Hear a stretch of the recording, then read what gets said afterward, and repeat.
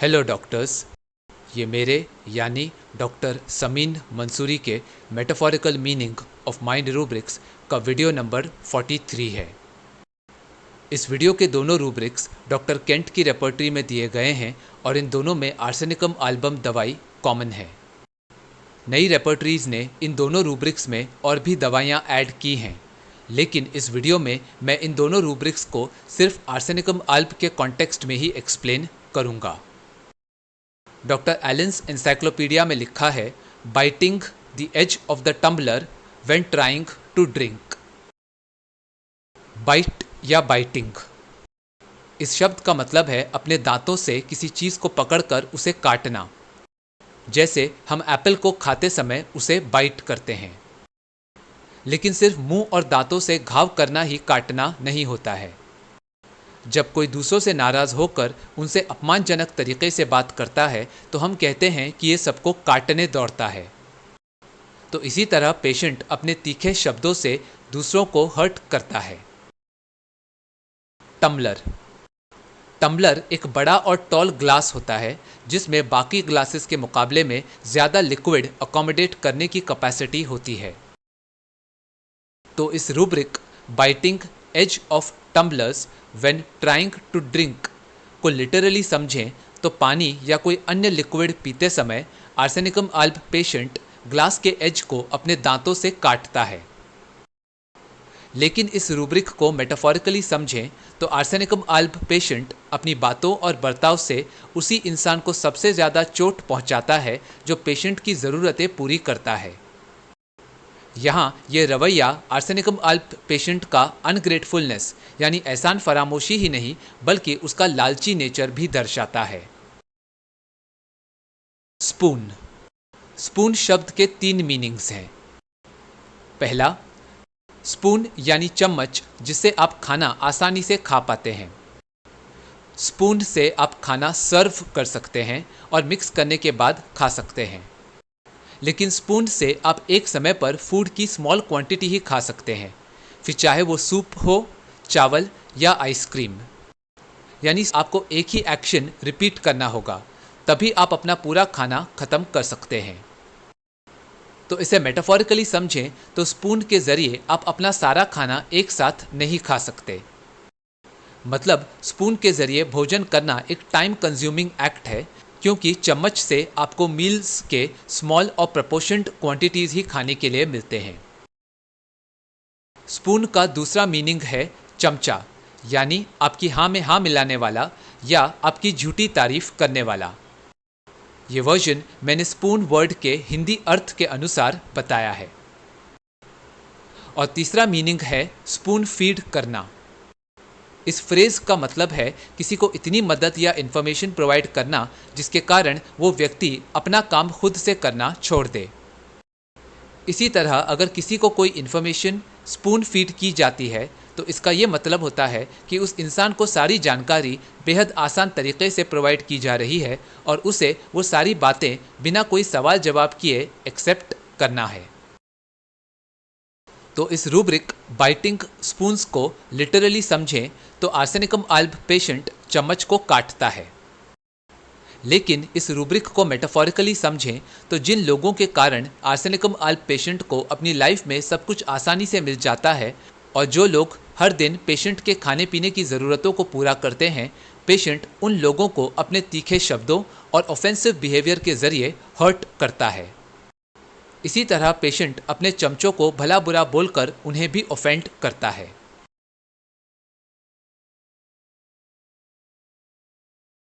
Example 1, 35 साल का male patient अपनी बीवी के साथ आया और बोला, डॉक्टर मुझे 4 दिन से बुखार है। मैंने इस तकलीफ के लिए दूसरे डॉक्टर से दवा लिया था। उस डॉक्टर ने मुझे दवा के 3 पैकेट दिए थे। मैंने 2 पैकेट की दवा खा लिया और तीसरे पैकेट को फेंक दिया। ये सुनकर जब होम्योपैथ ने हैरान होकर पेशेंट से ऐसा करने का कारण पूछा तब पेशेंट बोला, डॉक्टर मुझे 2 खुराक से अच्छा लग रहा था। मैं लगभग 80% ठीक हो गया था। तो मैंने सोचा कि मुझे तीसरा डोज लेने की क्या ज़रूरत है, इसलिए मैंने दवा फेंक दिया। लेकिन अब मुझे ऐसा लगता है कि मैंने गलती कर दी। अगर मैंने ऐसा न किया होता तो शायद ये बुखार फिर से नहीं आता। इस पर पेशेंट की वाइफ बोली, डॉक्टर, जब से इन्हें बुखार हुआ है तब से इन्होंने घर में सबको परेशान कर रखा है। पिछली 2 रातों से ये मुझे कह रहे हैं मेरे पैरों को दबाती रहो ताकि मेरा दर्द कम हो जाए। मुझे सारी रात इन्होंने सोने नहीं दिया। जैसे ही मुझे नींद आती और मैं झपकी लेने की कोशिश भी करती तो ये अपनी टांग मेरे हाथ पर मारते और बोलते, पैर दबाना बंद क्यों किया? देख नहीं रही मैं रिलैक्स्ड फील करने की कोशिश कर रहा हूं। फिर बीवी बोली, डॉक्टर, इन्होंने हमारे बेटे को भी इसी काम पर लगा दिया है। वो 10 साल का है और कल मैंने पति के लिए कॉफ़ी बनाई और बेटे को कहा कि किचन में आकर कप पेशेंट को देकर आए। अब वो बेचारा भी पैर दबाते हुए थक गया था और इसलिए ठीक से सोया नहीं था, लेकिन पति है कि थोड़ी देर क्या हो गई उस पर चिल्लाने लगे। वो बोलने लगे, अबे गधे, कहाँ मर गया? इतनी देर लगती है क्या एक कप कॉफ़ी लाने में? मेरे मरने के बाद लाएगा क्या? ये बोलने के बाद पेशेंट की बीवी सर पकड़कर कहने लगी, डॉक्टर, हम लोग इनकी सेवा कर रहे हैं लेकिन इनकी डिमांड्स है कि ख़त्म होने का नाम ही नहीं ले रही। इस पर पेशेंट बोला, हाँ तो मुझे कितनी तकलीफ हो रही है इन लोगों को क्या मालूम? ऐसे में मुझे काफ़ी समय तक पैरों की मालिश चाहिए, तभी तो मुझे आराम मिलेगा। ये दोनों थोड़ी देर के लिए ही मसाज करते हैं तो इससे मुझे क्या खाक अच्छा लगेगा? जब डॉक्टर ने पेशेंट को चेक किया तब पेशेंट का शरीर गर्म था और वो सांस बाहर छोड़ते समय मुंह से हो ऐसी आवाज़ें निकाल रहा था। जब पेशेंट से पूछा गया कि आखिर ये बुखार शुरू कैसे हुआ तब वो बोला, डॉक्टर, अब मैं आपको क्या बताऊं? 1 हफ्ते पहले जब हम मूवी देखने गए थे तब हमारे घर में चोरी हो गई। चोर सोने के गहने और लगभग 25,000 रुपये लेकर भाग गए। उस बात को लेकर मैं बहुत दुखी हो गया था और इस घटना के 1-2 दिन बाद से मेरी तबीयत खराब हो गई। इतना ही नहीं डॉक्टर, इस वक्त मुझे बुखार काफ़ी महसूस हो रहा है, इसलिए आप इस तकलीफ को पहले ठीक कीजिए। मुझे भूख भी कम लग रही है लेकिन उसकी दवा मैं बाद में लेने आऊँगा। दवा लेने से पहले पेशेंट ने पूछा, डॉक्टर, मैंने 2 डोजेस दवा के पिछले डॉक्टर से लिए थे। अब मैं आपकी मेडिसिन ले रहा हूं तो कहीं वो दवा और आपकी दवा आपस में रिएक्ट तो नहीं करेंगी ना? तो इस केस में हमने देखा कि जहां ज़्यादातर पेशेंट्स डॉक्टर द्वारा दिए गए दवा का पूरा कोर्स लेते हैं, वहीं पेशेंट ने मेडिसिन का 3rd डोज एक्चुअली फेंक दिया, सिर्फ इसलिए क्योंकि उसे पहली 2 खुराक से ठीक लगने लगा। उसने ये नहीं सोचा कि डॉक्टर ने दवा के 3 डोजेस कुछ सोच समझ कर ही दिए होंगे। इसलिए पहला रूब्रिक है थ्रोस थिंग्स अवे। जब मेडिसिन के 2 डोजेज लेने पर पेशेंट को अच्छा महसूस होने लगा तब उसने इस बात पर ध्यान नहीं दिया कि वो पूरी तरह से ठीक नहीं हुआ है। इसी तरह पेशेंट के लिए बुखार का ठीक होना ज़्यादा इम्पॉर्टेंट है। लो एपेटाइट के लिए पेशेंट बाद में दवा लेने की बात कह रहा है। इसलिए इन दोनों बिहेवियर्स का कॉमन रूब्रिक है indifference apathy about his recovery. Recovery इस शब्द का मतलब है सारे साइंस और सिम्टम्स के डिसअपियर होने पर बीमारी से पूरी तरह ठीक होकर अपनी प्रीवियस यानी हेल्दी स्टेट में आ जाना। बुखार के फिर से आने पर पेशेंट को लग रहा है कि दवा का 3रा डोज न लेकर उसने गलती कर दी। इसलिए ये रूब्रिक है delusions, wrong fancies he has done. Patient की वाइफ ने बताया कि कैसे पेशेंट बीवी और बेटे दोनों से सेवा करवा रहा है और इन्हीं लोगों को इल ट्रीट भी कर रहा है। पेशेंट के अनुसार बीमारी के कारण उसकी नीड्स बढ़ गई हैं और इसलिए वो अपनी फैमिली द्वारा मिल रही सेवा से ज़्यादा एक्सपेक्ट कर रहा है। इसलिए वो अपनी इन डिमांड्स को पूरा करने वाले लोगों को ही हर्ट कर रहा है। यहाँ पत्नी का ये कहना कि हस्बैंड की मांगें ख़त्म नहीं हो रही हैं का मतलब है कि पेशेंट की डिज़ायर्स एक्सेसिव हैं और वो अपनी इन इच्छाओं को पूरा करते समय बीवी बच्चों की फीलिंग्स को अपने दुर्व्यवहार से ठेस पहुंचाता रहता है। इसलिए ये रूब्रिक है biting edge of tumblers when trying to drink. यहाँ टम्बलर का मतलब है वो लोग जो पेशेंट की कभी ना समाप्त होने वाली डिमांड्स को पूरा कर रहे हैं। जैसे मानो पेशेंट की प्यास बढ़ती जा रही है और उसकी थर्स्ट को क्वेंच करने वाले लोग यानी टम्बलर्स को पेशेंट इस्तेमाल करते समय बाइट कर रहा है। बुखार के दौरान पेशेंट इतना बेसब्र हो गया कि बेटे के कॉफ़ी लाने में हुई थोड़ी सी देरी पर पेशेंट ने बेटे को डांटना शुरू कर दिया। इसलिए ये रूब्रिक है इम्पेशेंस ड्यूरिंग हीट। फीवर को चेक करते वक्त पेशेंट मुंह से "ह, ह" जैसी आवाज़ें निकाल रहा था। ये साउंड्स यूजुअली थकावट या लेबर्ड रेस्पिरेशन के समय सुनाई देती हैं। इसलिए ये रूब्रिक है साइंग ड्यूरिंग हीट। पेशेंट के घर में चोरी हुई और इस बात से पेशेंट बहुत लो फील करने लगा। इस इवेंट के 2 दिन बाद पेशेंट बीमार हो गया।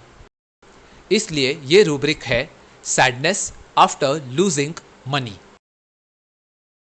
पेशेंट को यह डर है कि कहीं एलोपैथिक और होम्योपैथिक मेडिसिन आपस में रिएक्ट ना करें।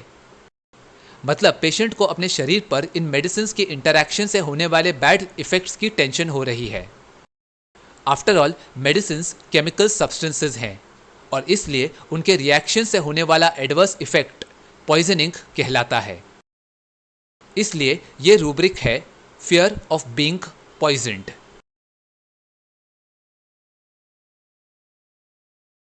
एग्जाम्पल 2। 25 साल का मेल पेशेंट अपने पेरेंट्स के साथ आया और बोला, डॉक्टर मुझे सांस लेने में तकलीफ होती है। पिछले डॉक्टर ने मेरा चेकअप किया था और बताया था कि मुझे अस्थमा हो गया है। दमे का अटैक किसी भी वक्त आ जाता है और उस समय मुझे लगता है कि इस बार तो मैं ज़रूर मर जाऊंगा।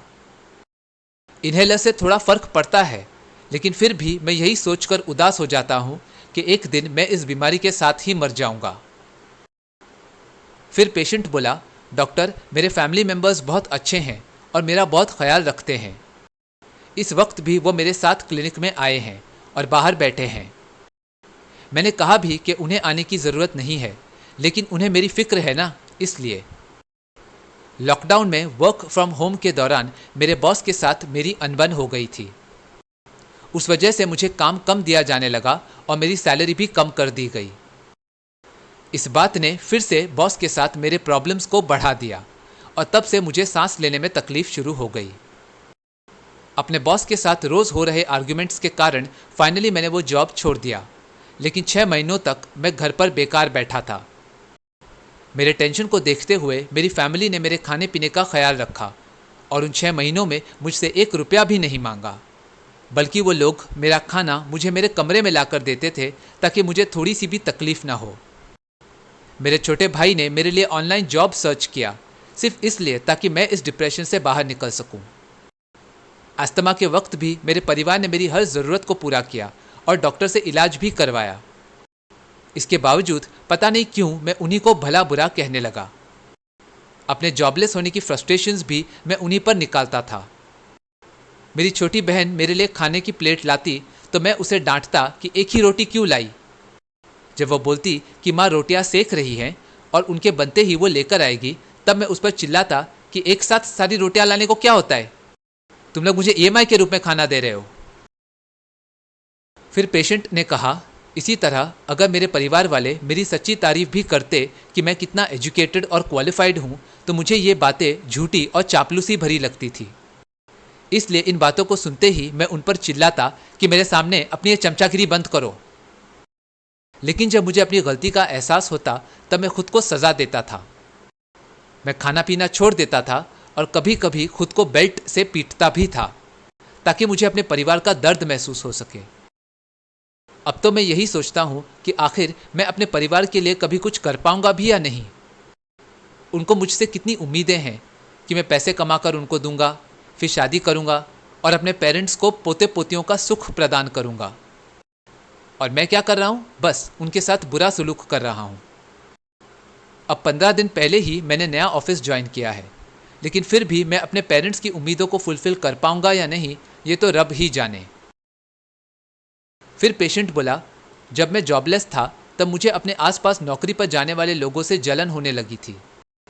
मैं उनकी स्कूटी या गाड़ी को देखकर यही सोचता था कि देखो ये बंदा कैसे अपनी फैमिली को सपोर्ट कर रहा है, मेहनत से पैसे कमाकर अपने परिवार को प्रोटेक्ट कर रहा है और प्रॉब्लम्स का सामना डट कर रहा है। और दूसरी तरफ मैं हूँ बेकार और बेरोजगार। इसलिए मैंने एक आदमी की स्कूटी का टायर पंक्चर कर दिया और दूसरे की कार के बॉनेट पर ब्लेड से स्क्रैच मार्क्स बना दिए। मुझे बस ऐसा लग रहा था कि अगर मेरे पास व्हीकल नहीं है तो ये लोग क्यों आराम से ट्रैवल करें। फाइनली पेशेंट ने कहा, मैं अब तक 3 डॉक्टर्स बदल चुका हूं क्योंकि उनकी दवा से मुझे जल्दी आराम नहीं मिला। मैं हर डॉक्टर को यही कहता हूं कि आप मुझे ऐसी दवा दीजिए जिससे कि मैं जल्दी से ठीक हो जाऊं। मतलब दवा ली और अगले पल में तुरंत आराम, वरना मुझे दूसरे डॉक्टर के पास जाना पड़ेगा। मैं धमकी नहीं देता हूं, बस यही कहता हूं कि मुझे जल्दी से ठीक होना है क्योंकि तभी मैं खुद को रिलैक्स्ड महसूस कर पाऊंगा। तो इस केस में पेशेंट के अस्थमा की तकलीफ उसके जॉब में बॉस के साथ हुई आर्ग्यूमेंट्स के कारण शुरू हुई। इसलिए पहला रूब्रिक है elements from discords between cheap and subordinates. Asthma के अटैक से रिलीफ मिलने के बावजूद पेशेंट को यही लगता है कि वो इस बीमारी के साथ मर जाएगा और ये बात सोचकर पेशेंट बहुत लो फील करने लगता है। इसलिए ये रूब्रिक है asthma with despondency thinks he will die. Patient ने बताया कि जॉबलेस होने पर और बीमारी के समय भी फैमिली ने उसकी हर जरूरत को पूरा किया। 6 महीनों तक उसके परिवार ने उसके खाने पीने से लेकर इलाज करवाने तक का ख्याल रखा ताकि पेशेंट को बिल्कुल भी तकलीफ ना हो। पेशेंट के छोटे भाई ने तो पेशेंट के लिए जॉब्स सर्च किए। मतलब यहाँ ये सभी लोग पेशेंट को स्पून फीड कर रहे थे, लेकिन पेशेंट इन्हीं लोगों को ऑफेंड कर रहा था। पेशेंट को स्मॉल क्वांटिटीज में यानी मेटाफोरिकली स्पून जितना खाना दिया जाना गुस्सा दिलाता था, क्योंकि जैसा मैंने बताया स्पून से आप सारा खाना एक साथ नहीं खा सकते, बल्कि आपको वही एक्ट रिपीट करना पड़ता है। इतना ही नहीं, पेशेंट को अपनी जेन्युइन तारीफ करने वाले यही लोग फ्लैटरर्स नजर आने लगे और इसलिए वो उनको इस बात के लिए भी हर्ट कर रहा था। पेशेंट के इन दोनों बिहेवियर्स के लिए कॉमन रूब्रिक है बाइटिंग स्पून्स। अपने गलत बिहेवियर का एहसास होने पर पेशेंट खुद को पनिश करता था।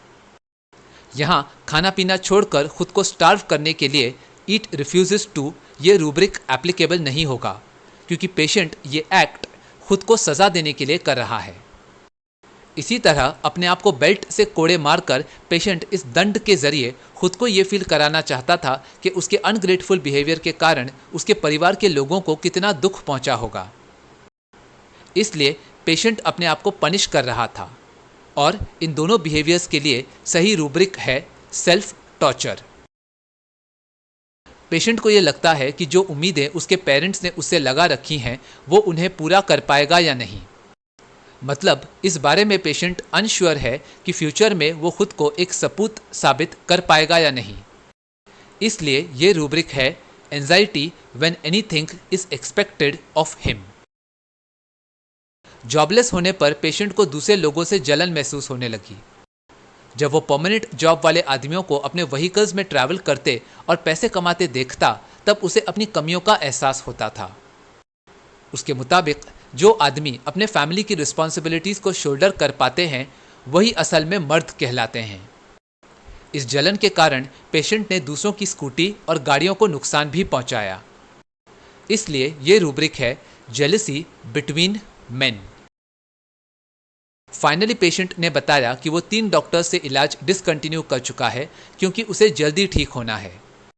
जब तक उसे अपनी तकलीफों में तुरंत आराम नहीं मिलता तब तक वो डॉक्टर्स बदलता रहेगा।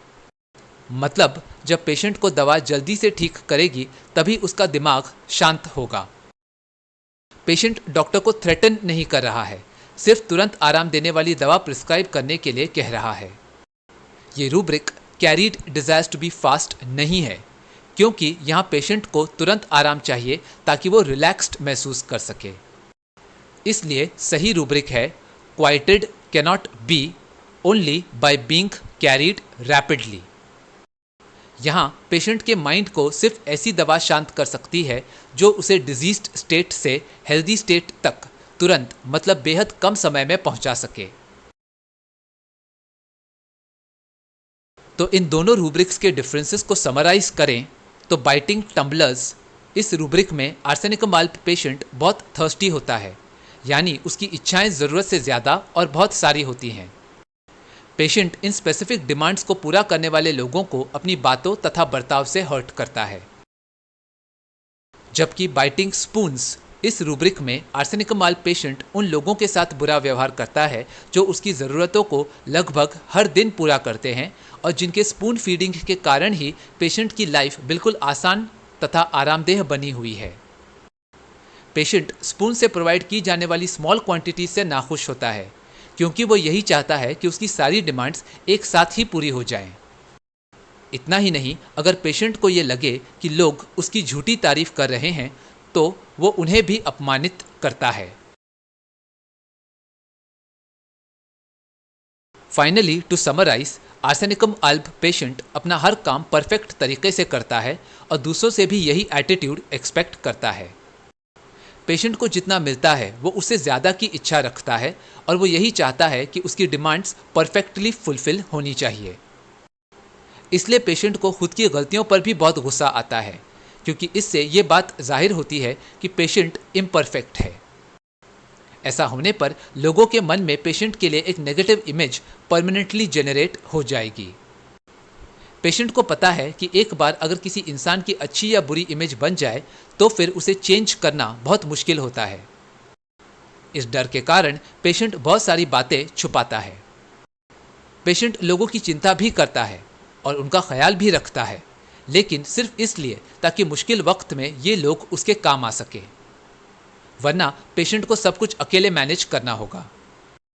ऐसी सिचुएशन में पेशेंट को इस बात का डर महसूस होता है कि बिना किसी हेल्प के कहीं वो अपने आप को या फिर अपने बिजनेस को भारी नुकसान ना पहुंचा बैठे। बीमार होने पर भी पेशेंट अपनी इमेज को बचाने के लिए दूसरों को यही कहता है कि वो बिल्कुल ठीक है, क्योंकि अगर पेशेंट को मजबूरी में किसी सवाल का जवाब देना पड़ा तो इस बात से भी पेशेंट को गुस्सा आ जाता है। पेशेंट अपनी बीमारी को ठीक करने की लगातार कोशिशें करता रहता है, लेकिन बार बार असफल होने पर पेशेंट के मन में यही विचार आता है कि क्या वो सचमुच कभी ठीक होगा। ऐसा सोचने के कारण पेशेंट दवा लेना बंद कर देता है।